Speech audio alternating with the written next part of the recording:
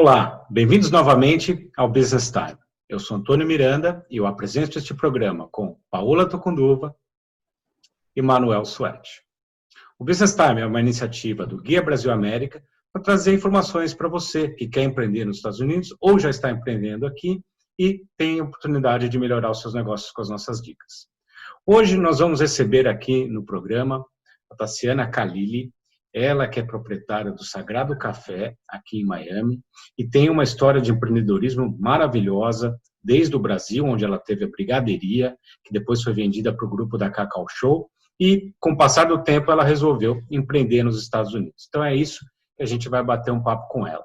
Antes da gente começar, lembre-se, clique aí, assine, curta, compartilhe, mande seus comentários, e assim a gente vai trazendo mais gente bacana como a Tassiana para conversar aqui com a gente. Tassiana, muito bem-vinda ao Business Time. Prazer, muito obrigada pelo convite, vai ser muito bom compartilhar com vocês e com as pessoas que vão escutar um pouco dessa história de empreendedorismo que nunca é fácil, né? Mas é sempre muito gratificante quando a gente faz o que a gente gosta, né? Muito obrigada pelo convite. Os amigos que seguem o Business Time, eles gostam de saber como que você fez para ter um negócio aqui nos Estados Unidos. E muita gente acha, às vezes, que é fácil, né? E a gente costuma dizer que é tudo menos fácil. Conta um pouco para a gente da sua trajetória profissional até você chegar na brigaderia e depois a gente vai continuar esse papo aqui. Mas conta um pouquinho da Tassiana para o pessoal entender como é que você se formou para chegar até esse ponto de empreender nos Estados Unidos. Eu acho que a gente deveria começar com essa palavra que realmente fácil não é.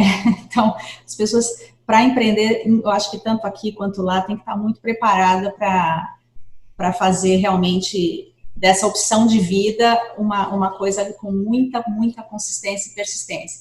Mas eu acho que o empreendedor também ele tem algumas certas características. Eu nunca cheguei a estudar um pouco mais sobre isso, mas pelos colegas que eu acabo conhecendo, eu me identifico com a personalidade de muitos que acabam chegando mais ou menos nos caminhos que eu escolhi ou que eles escolheram empreender. E assim, desde muito pequena, eu sou uma pessoa que estou sempre buscando fazer negócios, seja o que for, comprar e vender. Assim, eu tenho muita facilidade para encontrar maneiras de fazer negócios, né? Então, minha cabeça sempre girou em torno disso. Eu acho que isso faz parte um pouco da personalidade do empreendedor, de estar sempre buscando coisas novas, né, pesquisando o mercado, mesmo que você ainda nem tenha formação até de uma faculdade ainda, mas desde muito jovem, desde os 16 anos de idade, na verdade, eu comecei a empreender. Eu fiz uma marca de moda e eu mesmo fazia os desenhos, eu mesmo arrumava as costureiras, vendia. E a partir dos 18 anos, eu comecei a empreender nesse mundo de comida, de alimentos. Muita gente nem tem muita ideia sobre isso. Porque eu venho de uma família mineira e a comida, viver ao lado do fogão, a lenha, é minha natureza, assim. Então, foi muito natural que eu gostasse de empreender nesse mercado. Então, eu sempre, todos os meus negócios acabaram com comida no meio. Eu diria que é super difícil, inclusive, você fazer negócios com comida, porque você tem que ter uma atenção redobrada todo o tempo, né? Muito diferente de você fazer roupa, sapato, que você acaba, durante as logísticas, você não tem as mesmas preocupações do que quando você trabalha com comida. Mas eu sempre acabei nesse mundo, acho que é porque a minha origem mineira realmente pesou mais forte nesse sentido. Mas, sem dúvida nenhuma, eu tenho uma personalidade empreendedora que deve ter vindo lá de alguma genética, com certeza, e que me fizeram pensar sempre desta forma. Eu nunca trabalhei no mercado corporativo, por exemplo, eu nunca trabalhei para nenhuma empresa, eu sempre fiz empresas para mim.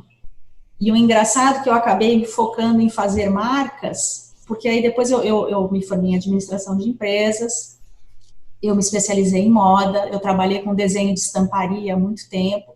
Então, esse mundo gráfico de design, de moda, de produto, eu desenvolvia produtos também, ele sempre fez parte da minha vida. Mas a comida sempre estava ali, de alguma forma. Então, e, Tassiana, da onde veio você, vamos dizer, né, perto dos 30, com 30 anos de idade, resolveu abrir a brigaderia? Eu queria entender o que aconteceu, da onde veio, com esse background de alimentação tá no sangue, empreendedorismo fazer parte da sua alma, mas por que brigadeiro e como que o negócio começou?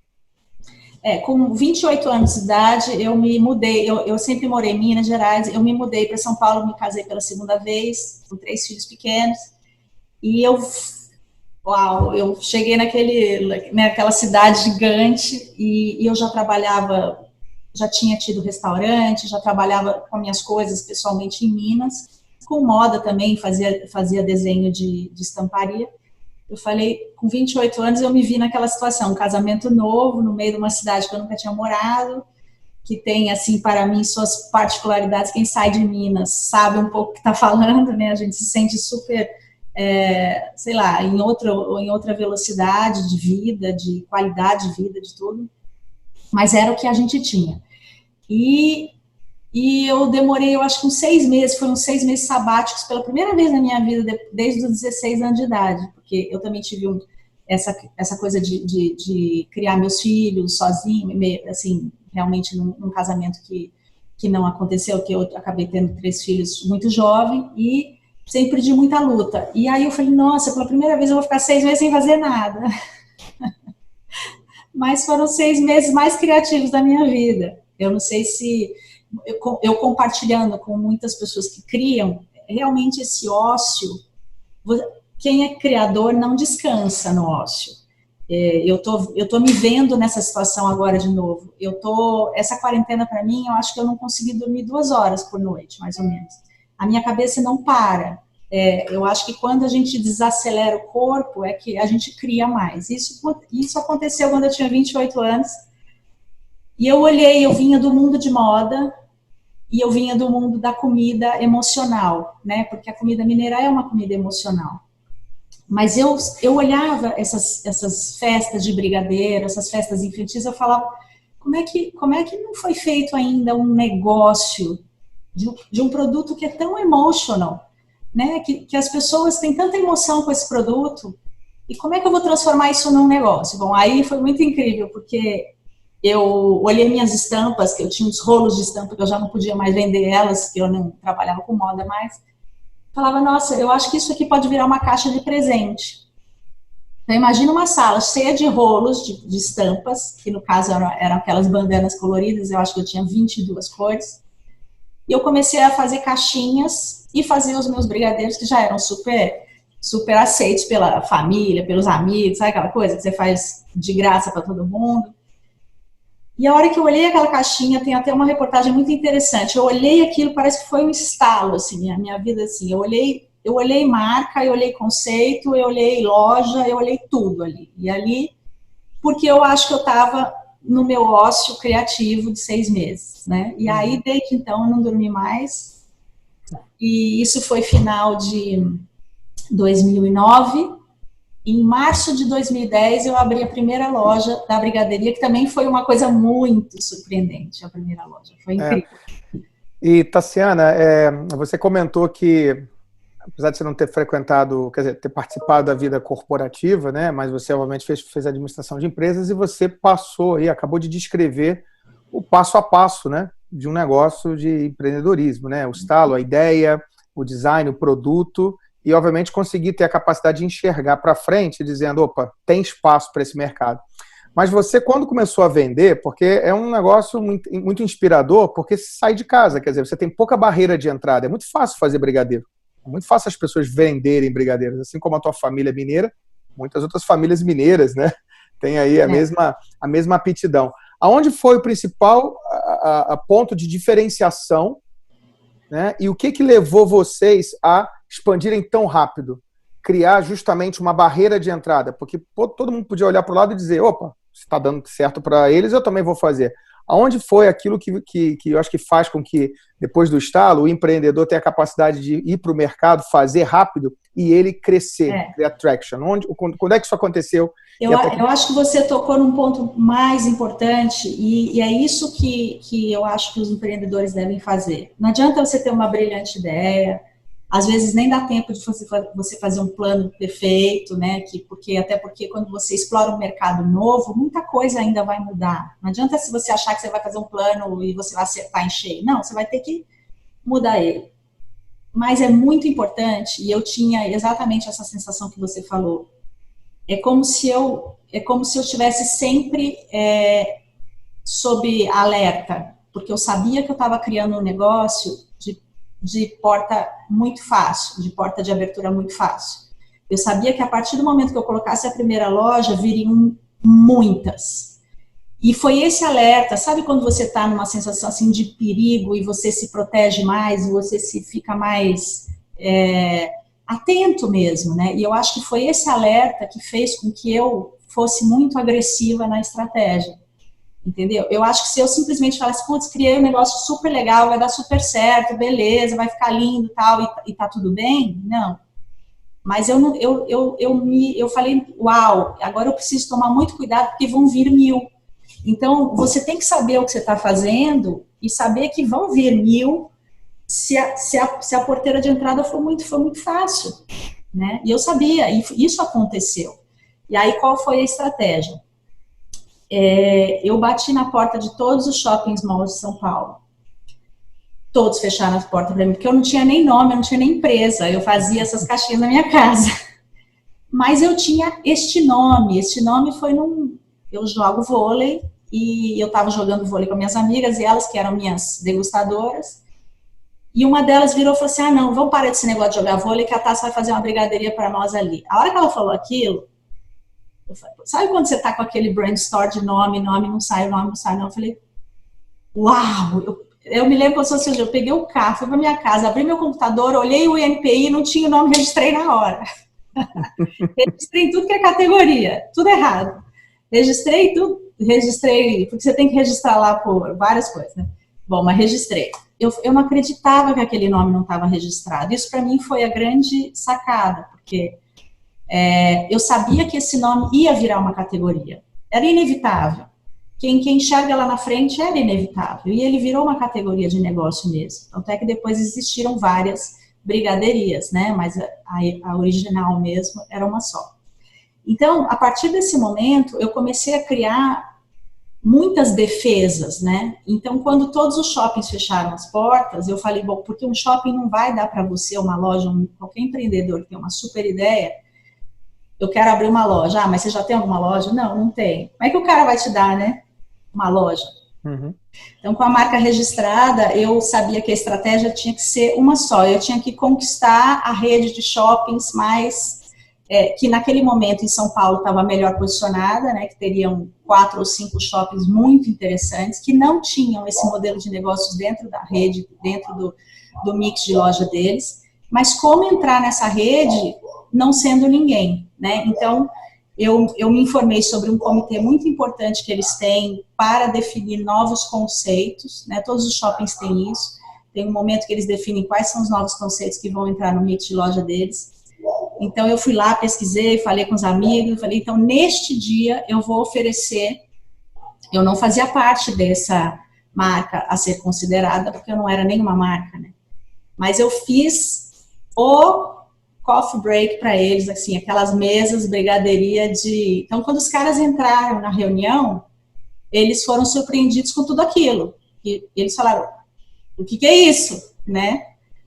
E aí, a pessoa que estava meio que me ajudando, né, que hoje é minha amiga pessoal, isso aqui é uma marca que a gente quer apresentar para vocês, que a gente acha que o shopping tem que ter. Então, naquele comitê, eles já me aprovaram para entrar no Shopping Marketplace, que era da rede Iguatemi, que era o que eu queria, inclusive. Eu não queria entrar direto no Iguatemi, eu queria fazer uma experiência num shopping um pouquinho mais de charme, não sei se vocês lembram, ele era tinha luz natural, um monte de coisa. E aí eles fizeram o seguinte desafio. Não, porque era tudo difícil, né? Nada fácil. Eles falaram, então tá bom, ela quer fazer, ela não tem loja, ela não tem nada, mas a Páscoa é daqui 20 dias. Ela precisa abrir essa loja em 20 dias. Nossa. Aí a minha amiga me ligou da reunião, essa pessoa falou assim, então, o único problema é que você tem que abrir em 20 dias. Eu falei assim, tá bom, em 15 dias tá aberta essa loja. pode confirmar. E aí foi e abrimos essa loja. Em 15 dias, a loja do Marketplace foi aberta em março de 2010, que foi 25 dias antes da Páscoa. E foi a primeira Páscoa onde realmente os brigadeiros foram vendidos como opção, além dos ovos. Porque tinha uma loja que deu essa condição, com caixas de presente e tudo. A gente tinha filas, assim, nossa, era uma coisa impressionante. Então, essa estratégia foi muito importante, a gente abraçar a rede que ia querer a gente. E eles depois, rapidamente falaram, agora eu quero, em 6 meses, eu quero brigadeiria no Iguatemi Alphaville, em Campinas, Iguatemi. Eram 6, mais ou menos, não tinha JK ainda. Eram 6 da rede. E a gente até, em 6 meses, a gente abriu sem custo das... Mas foi tudo estratégico. As pessoas falam, caiu do céu. Não. Foi direto... Por quê? Porque se o shopping te aceita como um mix de loja, e aí que entra essa questão da porta de entrada, não vai ter 2 lojas de brigadeiro no mesmo shopping, né? E eu defini que eu queria estar nos melhores. Então, é óbvio que vão ter lojas de brigadeiro em outros shoppings, mas naqueles seria a marca Brigadeiria. E foi aí que os outros shoppings passaram a nos desejar também. E foi aí que a gente já chegou a 15 lojas em 1 ano e meio. Sendo convidado, não buscando. E esse jeito... É audacioso. E esse jeito mineirinho seu, chegou em São Paulo, não conhecia ninguém, então... conhecendo as pessoas. E como é que você chegou até, depois desse crescimento fabuloso, a propor uma parceria para o dono da Cacau Show? Essa foi interessante também, muito interessante. Eu costumo dizer, então, eu acho que o mineiro tem um pouco disso, a gente tem essa coisa, tem vergonha de nada, o não você já tem, né? Estamos aí, sabemos, né? A gente sabe que tem dificuldade mesmo. E eu vivi, então, depois de 1 ano e meio de brigadeiria, eu vivi o que todas as marcas vivem, que tem loja própria, aquele dilema, você tem um modelo que pode ser franqueável, né, que você pode formatar ele para franquia, mas por outro lado você já abriu 15 lojas, você já tem 150 funcionários, você já está focado e mergulhado naquela operação de loja própria. Então, como você olhar de fora e construir essa segunda empresa? Porque ser um franqueador é começar de novo, né, com outro know-how. E quando eu olhei isso, eu falei, uau, eu não vou conseguir, porque além de ser criadora da marca, eu era o operacional daquela marca, né, assim. Então, como é que eu ia fazer isso? E aí foi quando eu comecei a abrir o leque e falei, não, ou a gente opta em sermos nós mesmos os criadores desse modelo de franquia, desde o zero, com todo mundo, ou a gente se alia a quem é bom, e quem está procurando o que nós estamos procurando. Então, o Alexandre da Cacau Show, a própria Copenhagen e outros estavam procurando uma segunda marca ou até uma terceira marca, né? Porque criar uma marca não é fácil. Se a marca já está ali, mas ela não tem o know-how ainda da franqueabilidade e o cara tem esse know-how, por que não juntar as forças, né?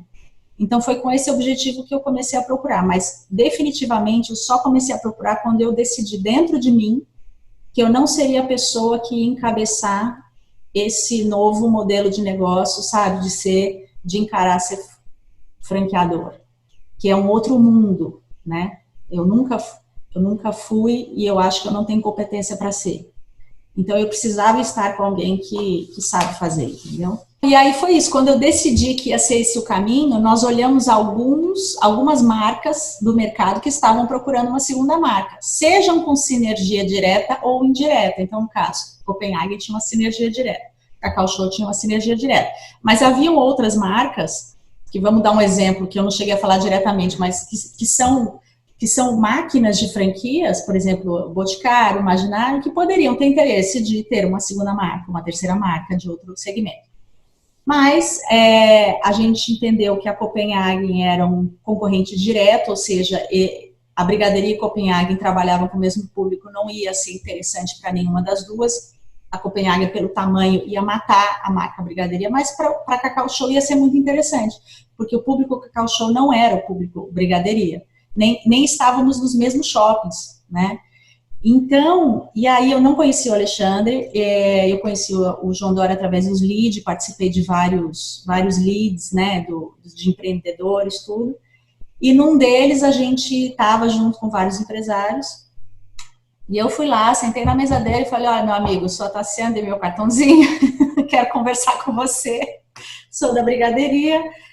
Acho que eu tenho um negócio bom para a gente conversar. Ele já conhecia a marca, obviamente, e aí depois desse encontro a gente marcou uma reunião e começou um namoro aí de uns 6 meses para entender as marcas, entender como funcionava. Ele foi conhecer a nossa estrutura, eu fui conhecer a estrutura dele, e aí eu diria, quando ele fez 25 anos, foi na festa de 25 anos dele, de 2013, outubro de 2013, que ele anunciou a compra de 50,1%. E eu voltando a falar, por que vendemos 51%? Primeiro, porque uma empresa grande dessa nunca vai comprar um pequeno sem ter controle da gestão. E segundo, porque eu acreditava que eu ia ser menor de uma coisa muito maior. Eu acreditava que nós juntos íamos fazer o plano que era construir 200 franquias em 5 anos. Era super viável, mesmo. E foi isso, e assim caminhamos. E aí, vamos dizer, com toda essa experiência, né, essa convivência juntos, um tempo depois, como é que foi a decisão de vender completamente? Porque uma empresa é quase um filho, e desapegar e vender, né, a empresa inteira, porque enquanto você ainda era só assim, 49,9%, você ainda tinha aquele filho. Eu queria ouvir um pouquinho como é que foi esse momento de decisão e como é que foi o pós-venda e a sua vida depois sem aquele filho. Você entende assim que, pelo que eu estou contando, tudo é um processo e tudo são somas de experiências. E na minha cabeça, nada é, como eu falei, é um sonho, mas é um sonho com praticidade, né? Então, esse foi o caso. Tudo foi planejado, é claro que foi sonhado, tudo foi planejado, mas quem é que vai dizer que eu vou estar num evento e vou sentar na mesma mesa do cara, entendeu? Ai, coincidência? Não, você vai atrás, você, entendeu? É um sonho que você sonha, mas você tem que correr atrás. Então, assim foi o nosso plano, que era um plano muito legal para os dois lados, de fazer 200 lojas em 5 anos. Eu acho que o Alexandre, naquela época, ele abria uma loja a cada 3 dias da Cacau Show. Era uma violência de capacidade. Eu não sei nem explicar como é que você abre uma loja a cada 3 dias. A Brigadeiria a gente abria uma a cada 3 meses e eu quase morria. Assim, eu precisava ficar uma semana de cama depois que eu abri uma loja. Uma a cada 3 dias. Assim, eles tinham uma máquina absurda, e tem ainda, né, de fazer novas lojas, franquias, tudo. Eu falava, tranquilo, né, cara, 200 em 5 anos vai dar super certo. E a gente tentou por 2 anos fazer isso acontecer. Mas é o que eu falei, a gente já partiu, tanto ele quanto nós, de uma premissa que não ia dar certo, porque na maioria dos casos não dá certo. Né? Uma empresa grande, que absorve uma empresa pequena, com culturas totalmente diferentes, com maneiras de fabricação totalmente diferentes, com clientes totalmente diferentes, você não consegue nem fazer a mesma comunicação de marketing. A mesma equipe de marketing não funciona, porque uma equipe se comunica com o cliente, a outra equipe se comunica com outro totalmente diferente, não dá para você usar. Então, quando a gente começou a ver que não dava para usar a estrutura, nem a logística, por exemplo, o Alexandre tem um produto que ele pode fabricar com 6 meses de antecedência, a Brigadeiria, o shelf life dela é 1 mês. Então, os processos de fabricação são diferentes, muita coisa. E foi difícil a gente tentar chegar no meio, até que teve um determinado momento que a gente falou, bom, eu acho que 2 anos depois, eu acho que agora é hora a gente está se amarrando, né? Agora é hora da gente tomar aquela decisão que lá atrás a gente entendeu que poderia acontecer, que é você ficar com a operação, a sua equipe absorve, você faz o que você acha que tem que fazer com a marca, e eu vou ter que, né? Como você fala, desapegar. Eu pensei muito num artista que faz uma tela, né? Ele faz uma tela, ele se dedica 1 ano fazendo aquela tela, depois ele tem que vender essa tela. Aí ele fica um pouco depressivo, tal, mas ele refaz, ele começa outra. Só pode ser isso, né? Não sei. Mas foi muito triste. Eu fiquei uns 6 meses assim, foram difíceis, mas ela era planejado. Tassiana, A gente aqui no Business Time, né, uma das nossas missões é tirar experiências reais como a sua, né, e traduzir isso para aprendizados e lições práticas, que se aprende em escolas, mas também, para quem é empreendedor como nós agora aqui, né, se aprende muito fazendo. E você acabou de ilustrar um caso, com essa sua analogia ao artista, que é um pouco do fundamento final das empresas, né? Quer dizer, a empresa é feita para vender. Quando você consegue entender isso, você entende exatamente o valor de criar algo do zero, criar equity e depois vender isso e tal. Eu imagino que a transação deve ter sido positiva para vocês naquele momento. E você, vamos falar agora um pouco de algo mais moderno. Guardou as malas, né, com alguns reais no bolso, né, e veio para Miami. E aqui decidiu abrir um ícone, né, voltando às tuas origens na parte de culinária, né, abriu o Sagrado aqui em Miami, que tem uma combinação de, né, restaurante tradicional, né, seating, com catering, com também delivery. E, assim como uma das empresas que eu tenho, nessa crise, todos nós afetados. Né, com essa experiência toda tua, né, aonde está o lado difícil e que você hoje está tendo que se reinventar justamente com essa operação que está acontecendo agora. Quer dizer, teve essa transição, teve que cortar o cordão umbilical de algo que estava muito certo, lojas próprias, num ambiente muito seguro, para um ambiente totalmente novo. Um país novo, língua nova, público novo, e num modelo de negócios diferente e num momento onde Miami, como você sabe, o Antônio sempre escreve isso nos blogs dele, né? Viveu um inferno de restaurantes. Como é que foi essa ideia de abrir restaurante aqui quando tinha a opção de restaurante quebrando? Pois é, eu acho que tem... Meu marido fala, tem coisas que às vezes você não escolhe, escolhem por você, né? Então, assim, quando eu fiz esse negócio com a brigadeiria, eu tive que assinar um non-compete bem violento. E a hora que eu olhei aquele non-compete, eu falei, uau, então quer dizer que, ou seja, escolheram por mim que no Brasil, por uns bastante tempo, eu não ia poder fazer muitas coisas que eu gostasse. Fazia parte do plano. Isso foi uma das coisas que me fizeram falar, bom, no Brasil talvez eu não vou poder pensar muita coisa.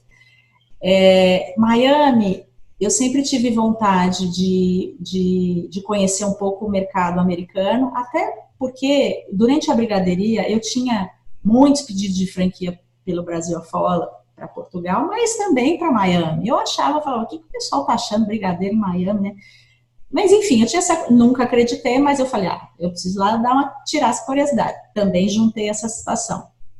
Também tinha a questão de ser próximo do Brasil, né, já que eu ia experimentar uma vida nova, não ser tão audaciosa, assim, de ir mais para o norte ou ir para a Europa, alguma coisa. Juntei tudo isso e falei com a minha família, vamos passar um ano. O plano é 1 ano. Vamos passar 1 ano, já que a gente não pode... Meu marido tem ele consegue trabalhar... remoto, então não teria tanto problema, vai para o Brasil de vez em quando. Tá bom, a família combinou, esse era o objetivo, viemos 1 ano para cá. E aí, de novo, né, você fica no ócio, desempregada. Aí que a cabeça não para. Em 3 meses, eu falei, eu não volto nunca mais. Eu vi milhões de oportunidades. Eu enxerguei milhões de oportunidades aqui. Porque eu acho que nós brasileiros, a gente tem esse diferencial um pouco do olhar, conseguir olhar algumas oportunidades onde muitos não conseguem, por ter uma educação e uma formação mais sistemática, eu diria, né? Nós somos um pouco mais criativos no nosso olhar, eu acho. Mas sem vantagem nenhuma na questão de empresário aqui, né? Então, eu vi oportunidades em termos de criação de negócio, mas eu falei, mas uau, eu vou ter que começar do zero em tudo, né?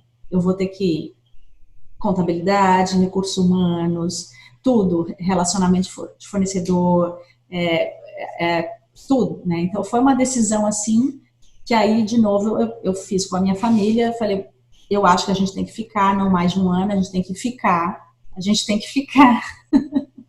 E aí todo mundo topou e eu comecei, depois de 3 meses que nós estávamos aqui, a estudar o mercado para tentar construir um conceito.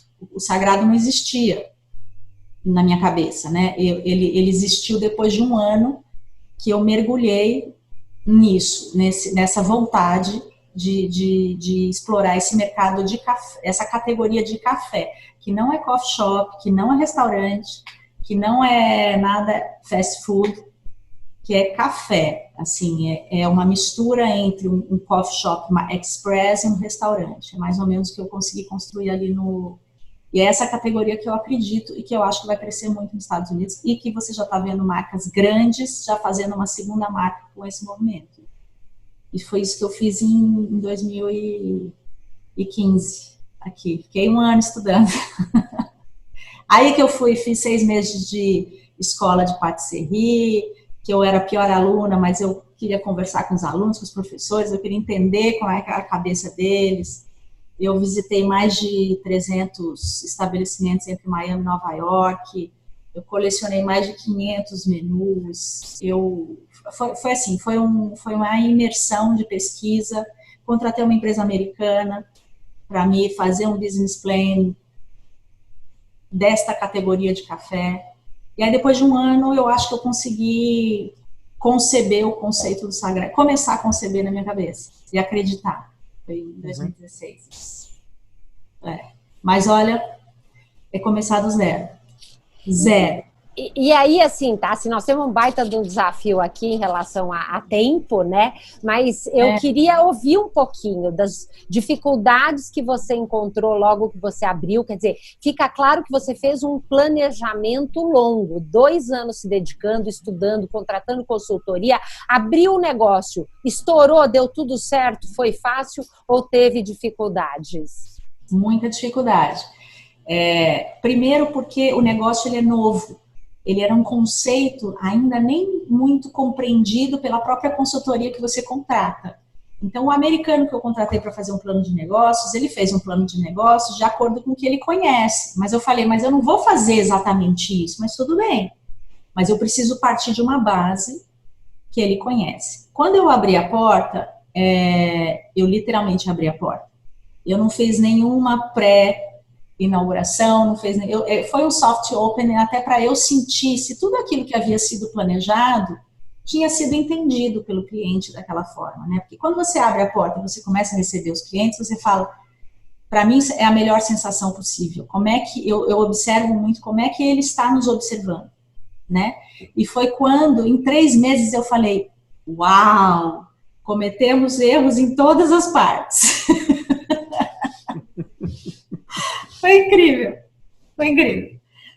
Uau, a consultoria de Nova York errou tudo, os números não vão ser esses, o cliente entendeu outra coisa, ele vai esperar outro produto, ele quer outro fluxo de loja. 3 meses foram suficientes para eu entender isso. E eu tive que ter uma coragem danada. É por isso que a gente fala, eu acho, por que os restaurantes fecham? Porque você não pode estar preso ao seu plano inicial. Ele pode não dar certo. Na maioria das vezes ele não dá certo. Você está num país novo, não importa o que você teve no Brasil, não importa quantas lojas você teve no Brasil, não importa o que você vende no Brasil. Por mais que seu consumidor aqui seja brasileiro, ele pensa de forma diferente, ele consome de forma diferente. E eu tive que mudar o meu negócio aberto. Depois de 3 meses, eu mudei completamente. Eu mudei disposição de mesa, eu mudei forma de atendimento, eu mudei menu, eu mudei a forma de me comunicar na internet, eu mudei tudo. Eu passava madrugadas, aí meu funcionário chegava no outro dia e falava assim, nossa, eu estou em outro lugar? Onde eu estou? Porque eu ia sentindo como é que o cliente se sentia melhor, entendeu? E é muito difícil você trocar o pneu com o carro andando. Assim, eu diria que a maior dificuldade... Por isso que muitos fecham. Por isso que muitos falam, eu não vou conseguir, eu não sei o que fazer, e eu não vou conseguir. Porque eu não fecho nenhum dia do ano. Como é que você faz essas mudanças com o carro andando, né? Então, foi isso. Acho que esse foi o grande desafio do Sagrado. Com 3 meses, se eu não tivesse feito isso, com 6 meses eu teria fechado assim como tantos outros. Sem dúvida. Falo isso com convicção. Só queria fazer não, deve ser um dito mineiro, eu já vou te passar, mas tá aí a prova de que o negócio só engorda, né, com o olho do dono, né? Se você não tivesse presente no dia a dia, né, isso não aconteceria, e com essa capacidade de se adaptar e de dizer que eu erro e, né, capacidade de se levantar para fazer adaptação. Então o negócio só cresce com o olho do gordo. Não sei se isso saiu de Minas, mas com certeza é verdade. Fala aí. Olho do dono. Olho do dono, é isso aí. Só engorda com o olho do dono. É isso aí. Não, Tassiana, muito válida essa experiência que você está compartilhando aqui com quem nos segue, né? Tanta gente tem um perfil exatamente como o seu, se deu bem no Brasil, montou um negócio, chegou aqui, achou que ia funcionar meio que parecido, contrata uma consultoria que fala 1000 maravilhas e a hora que abre é outra história, realmente, né? Para a gente finalizar agora, o empreendedor que está assistindo a gente, dá 3 dicas que ele deve seguir, que você não fez, o que você fez e que funcionaram. Para cá? Isso, aqui para empreender aqui nos Estados Unidos. Olha, uma dica que eu acho que eu fiz, que valeu muito, foi essa, é estudar profundamente o mercado. Zera tudo que você tem para trás, estuda o mercado aqui, profundamente. Isso me ajudou muito. E ainda assim, eu cometi erros, mas isso me ajudou muito a ajustar na velocidade que eu precisava depois, porque eu tinha as informações, eu tinha dados, eu tinha realmente informações do que fazer. Eu acho que a palavra, vou te falar, a palavra é humildade, sabe? Não importa o tamanho de empreendedor que você foi, se você não tiver humildade de saber que você vai começar do zero, eu acho que você tem 80% de chance de dar errado. E conhecer seu cliente. Entender o que seu cliente quer. Não é o que você quer, não é o que o seu negócio está preparado para vender, é o que o seu cliente quer. E isso pode fazer com que você mude o rumo mesmo, durante o processo de empreender aqui. Eu acho que esses foram os pontos fortes aí que estão fazendo a gente se adaptar cada vez mais, inclusive agora nessa fase nova, que é uma fase de adaptação também, mas sempre olhando o cliente. O que ele quer, o que ele precisa, como é que eu chego até ele. Entendeu? Não, incrível, Tassi. Assim, eu acho que essa é um bate-papo que, para você que quer empreender aqui nos Estados Unidos, vale a pena assistir e ouvir atentamente a cada minuto, porque é uma grande lição e traz aqui dicas valiosas para você que quer montar um negócio nos Estados Unidos. Tassi, é uma delícia esse bate-papo. A gente gostaria de poder seguir mais, né, Antônio? Sem dúvida, sempre é gostoso. Mas quem quiser conversar com a Tassi, vai lá no Sagrado. Faz o seu merchan agora aí, Tassi. Olha, se tem uma coisa que eu já disse é que eu estou lá direto, né? Onde que fica o restaurante? Fala pra gente. Fica na Biscayne Boulevard, em frente à American Airlines Arena, é super fácil.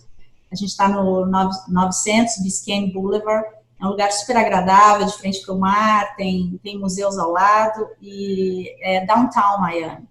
Mas, além de ser um lugar agradável também, para marcar reuniões, tomar café, e eu estou sempre lá. Então, eu acho que a gente também vai ser inovador nesse renovo.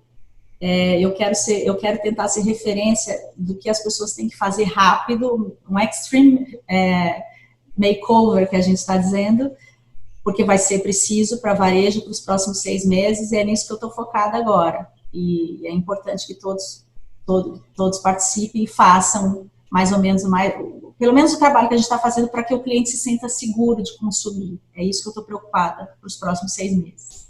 Obrigada, mas foi uma delícia. Espero que ajude alguns empreendedores aí a tomar coragem, né? Nós é que agradecemos. Paola, Manuel, muito obrigado por mais um grande programa. Obrigado a vocês. Prazer, como a Paola disse, uma delícia. A gente podia estar continuando a falar, mas o bom é que essa conversa não para. Isso foi só deixar um gostinho de brigadeiro, né? E para tomar um café lá com você quando a gente já puder socialmente estar mais conectado. Valeu. Prazer.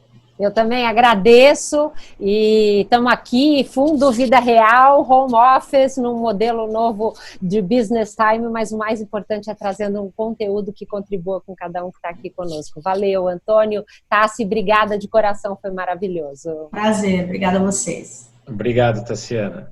E obrigado a você que esteve com a gente hoje em mais um Business Time, com essa aula de empreendedorismo aqui com a Tassiana Khalili. Fique com a gente até a próxima sexta-feira no Business Time. Até lá.